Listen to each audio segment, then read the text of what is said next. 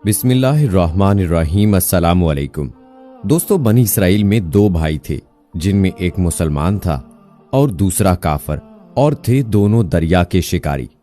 کافر بت کو سجدہ کرتا تھا، مگر جب مچھلیوں کے لیے جال دریا میں ڈالتا تو اس قدر مچھلیاں اس میں آ جاتی تھیں کہ اس کو کھینچنا مشکل ہو جاتا۔ مگر مسلمان کے جال میں صرف ایک ہی مچھلی آتی تھی اور اسی پر صبر کے ساتھ خدا کا شکر ادا کرتا تھا۔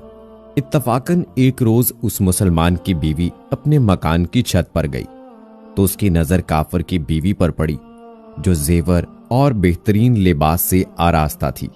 یہ دیکھ کر اس مسلمان کی بیوی کے دل میں وسوسہ پیدا ہوا کہ کاش میں بھی ایسی ہی ہوتی۔ تو کافر کی بیوی بولی، تو اپنے شوہر کو آمادہ کر لے، وہ بھی میرے شوہر کے معبود یعنی بت کی عبادت کیا کرے تاکہ تو بھی میری طرح مالدار ہو جائے۔ یہ سن کر مسلمان بھائی کی بیوی کچھ غمزدہ سی ہو کر نیچے آئی، اور جب اس کا شوہر گھر آیا تو اس نے بیوی کا حال متغیر دیکھ کر دریافت کیا کہ آخر کیا بات ہے جس سے تو اس قدر غمزدہ معلوم ہوتی ہے۔ تو وہ کہنے لگی، بس میاں، یا تو تم مجھے طلاق دے دو یا اپنے بھائی کے معبود کی پرستش اختیار کرو۔ یہ سن کر اس کے شوہر نے کہا کہ خدا کی بندی، تو خدا سے نہیں ڈرتی؟ ایمان کی دولت کے بعد یہ کفر کی باتیں کرتی ہے۔ تو عورت بولی، بس مجھ سے اب زیادہ باتیں نہ بناؤ، میں ننگی بھوکی نہیں رہ سکتی، جبکہ دوسری عورتوں اور خصوصاً تیرے بھائی کی بیوی کو میں دیکھ رہی ہوں کہ وہ زیورات اور عمدہ لباس سے آراستہ رہتی ہے۔ جب اس مرد مومن نے دیکھا کہ عورت تریاہٹ پر اتر آئی ہے اور اس کا اصرار حد سے بڑھ چکا ہے تو اس نے عورت کو تسلی دی، کہا اچھا، گھبرانے کی ضرورت نہیں ہے، میں کل سے کاریگروں اور مزدوروں میں جا کر محنت کر کے تجھے روزانہ 2 درہم دیتا رہوں گا، تو اس سے اپنی حالت درست کر لینا۔ یہ سن کر عورت کو کچھ تسکین حاصل ہوئی اور سویرے ہی وہ مرد مومن مزدوری کی تلاش میں نکلا، لیکن کہیں اسے مزدوری نہیں ملی۔ یہ دیکھ کر وہ دریا کے کنارے پہنچا اور شام تک خدا کی عبادت میں مصروف رہ کر رات کو جب گھر آیا تو بیوی نے دریافت کیا، آج تم کہاں تھے؟ تو وہ کہنے لگا، میں بادشاہ کی خدمت میں تھا، اس نے مجھ سے 30 دن کام کرنے کی شرط کی ہے۔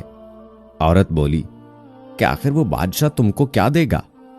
تو اس نے جواب دیا کہ میرا بادشاہ بڑا کریم ہے اور اس کے خزانے مال و دولت سے بھرے ہوئے ہیں، وہ مجھے وہ دے گا جو میں چاہوں گا۔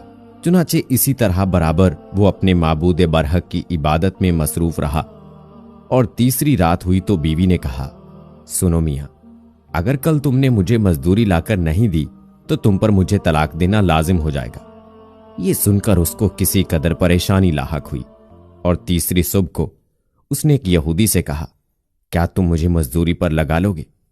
یہ سن کر یہودی کہنے لگا کہ ہاں، تم کو مزدوری تو مل جائے گی، لیکن شرط یہ ہے کہ میرے پاس تمہارے کھانے پینے کا کوئی انتظام نہ ہوگا۔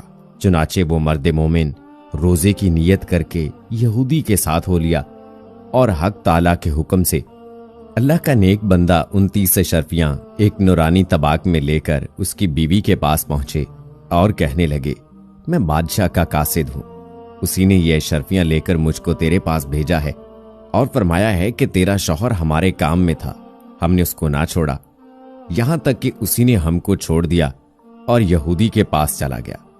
اگر وہ ہمارا کام کرتا تو ہم اس کو اور زیادہ اجرت دیتے، بس یہ ایک اشرفی کی کمی اس وجہ سے ہوئی ہے۔ چنانچہ وہ عورت ان میں سے ایک اشرفی لے کر بازار گئی جس پر کلمہ شہادت لکھا ہوا تھا۔ صراف نے 1000 درہم اس کی قیمت عورت کے حوالے کر دی، اور جب شام کو وہ مرد مومن گھر واپس آیا تو عورت نے اس سے دریافت کیا، آج تم کہاں تھے؟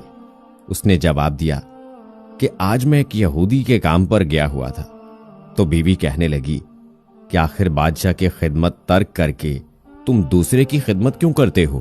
پھر اس کو اشرفیوں کا واقعہ سنایا، جس کو سن کر وہ مرد مومن روتے روتے بے ہوش ہو گیا، اور جب اس کو ہوش ہوا تو بیوی سے کہنے لگا، افسوس کہ میں نے بادشاہ 2 جہاں کی خدمت کا حق اپنے اوپر لازم نہ کیا۔ اس کے بعد اس شخص نے عورت کو چھوڑ دیا اور پہاڑوں پر چلا گیا، جہاں خدا کی عبادت ہی میں مصروف رہ کر اس کا انتقال ہو گیا۔